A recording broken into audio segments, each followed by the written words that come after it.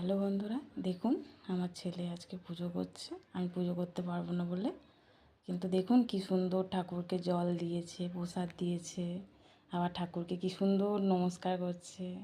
আমার ছোট্ট ঠাকুর ঘরে ও সুন্দর করে পুজো করে, আমি যখন না দিতে পারি।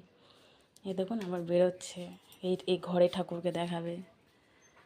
এই দেখুন, দেখুন। আর আমি বলছি তাহলে ভিডিও করি, একটু ভালোই লাগবে। ও একটু ঠাকুরের প্রতি একটু ভালোবাসা আছে বললে পুজো করে। এই দেখুন,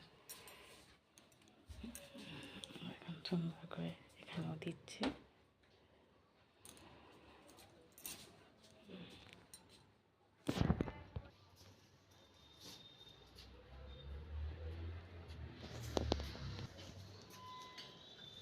খুব সুন্দর করে পুজো দিল, ঠাকুরকে খেতেও দিল, আবার জলও দিল, প্রসাদও দিল।